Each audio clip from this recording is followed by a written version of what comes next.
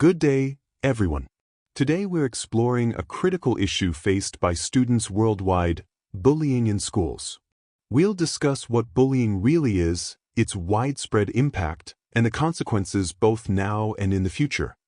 We'll also touch on potential solutions, including the controversial idea of whether bullying the bully is an effective approach. Joining me are two insightful guests, Mia Lawson, a full-time counselor at a public school, and Dr. James Patel, a child psychologist who has conducted extensive research on the effects of bullying. Let's start by defining bullying and why it's such an urgent issue. Mia, would you like to begin? Thank you. Bullying is repeated intentional harm, whether it's physical, verbal, or psychological, directed at someone perceived as vulnerable. It's a pattern of behavior meant to assert power over another person. The issue is far more serious than many realize. It's not just kids being kids.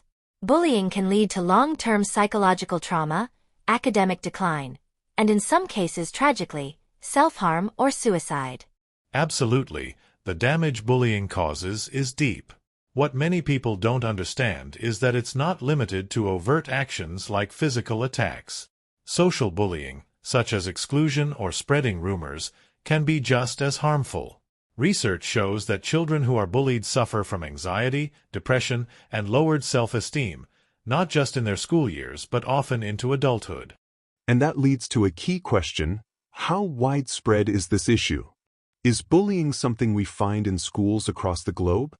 Yes, unfortunately, it's universal. Studies from various countries show that bullying occurs in nearly every school environment, whether it's urban, rural, private, or public. Some estimates suggest that 1 in 5 students are affected by bullying.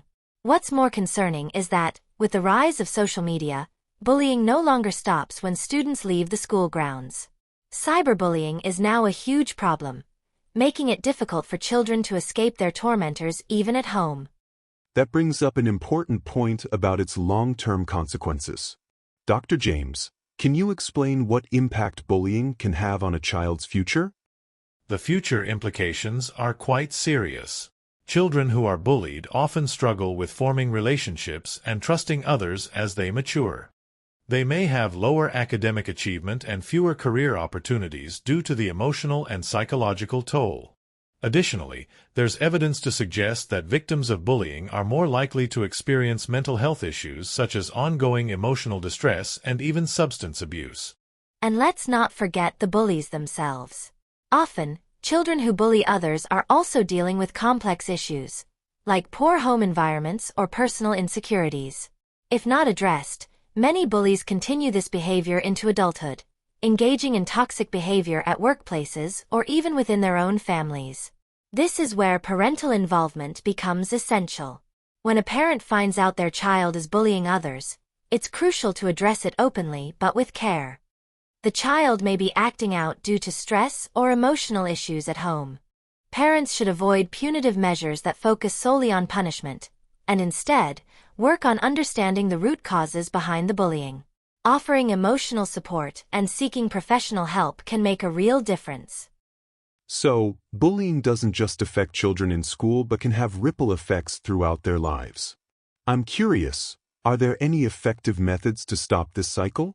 What can schools and parents do to address this issue? Intervention needs to be multifaceted.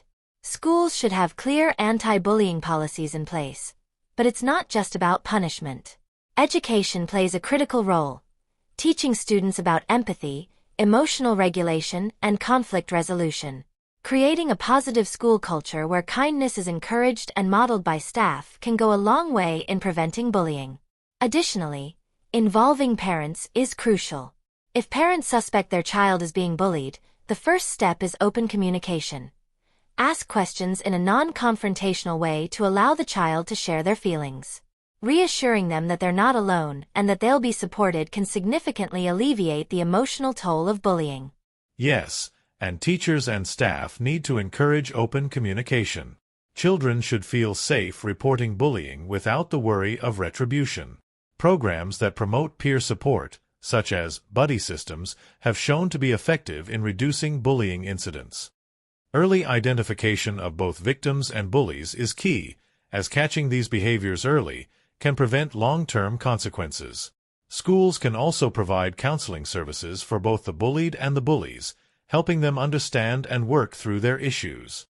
Parents have a part to play as well. For children who are being bullied, parents can collaborate with schools to ensure their son or daughter feels protected and supported.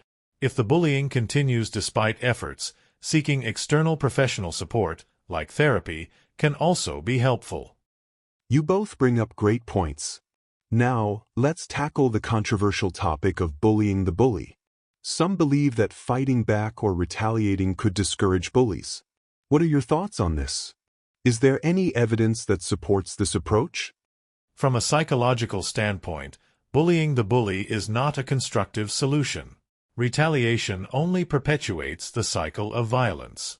Instead of resolving the issue, it escalates tension and can lead to even more aggressive behavior. Studies have shown that when victims respond with aggression, it can validate the bully's behavior, making them feel justified. Moreover, it could lead to even more severe psychological consequences for the victim. I agree. In the school setting, we always discourage any form of retaliation. Bullying is a power imbalance, and responding with more aggression doesn't restore that balance.